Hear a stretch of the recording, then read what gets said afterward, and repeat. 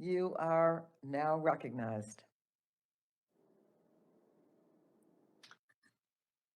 Chairman Pallone, Ranking Member McMorris-Rogers, Subcommittee Chairwoman Schakowsky, and Ranking Member Bilirakis, and members of the subcommittee. My name is Michael O'Neill.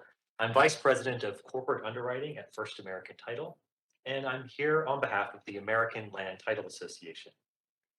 Over the past 5 years, I've assisted dozens of states in updating their notary laws to allow for the use of remote online notarization, and I'm honored for the opportunity to speak to you today.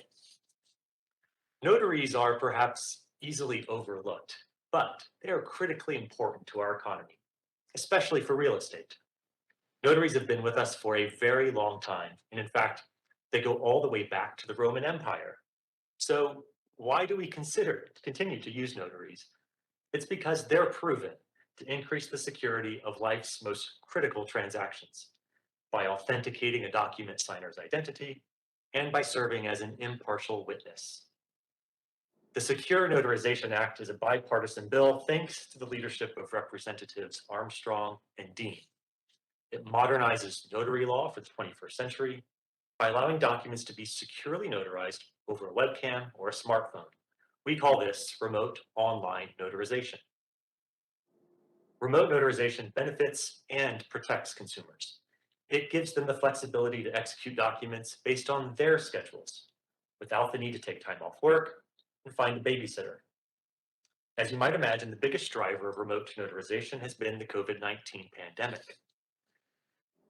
As of today, 40 states and counting authorize the use of remote notarization. But a national solution is needed to provide this valuable flexibility to every American, including those who need it most, like service members, others who are overseas, and underserved communities. Furthermore, the country's legal landscape would benefit from additional certainty around the acceptance of remote notarization.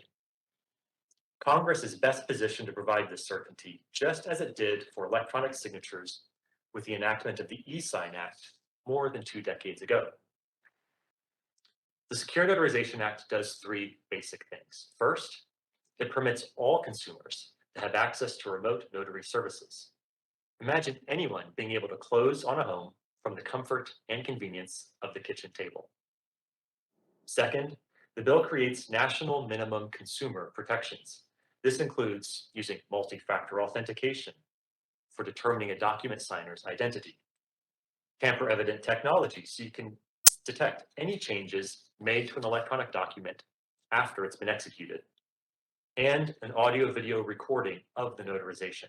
This both deters fraud and provides strong evidence in court if there's a dispute. Finally, the SECURE Notarization Act provides certainty around the interstate recognition of remotely notarized documents.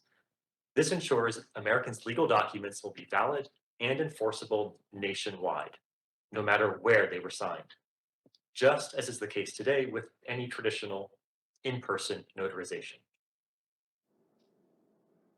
Equally important to what the SECURE Notarization Act does is what it doesn't do. States will continue to commission and regulate notaries. They're free to add standards above the minimum consumer protections. The Act also works in tandem with existing state privacy laws to protect consumer data. And finally, the Act does not favor or restrict the use of specific technologies.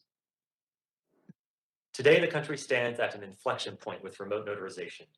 Just as Congress acted decisively to enable online commerce by enacting e-sign, now's the time to do the same for notarizations.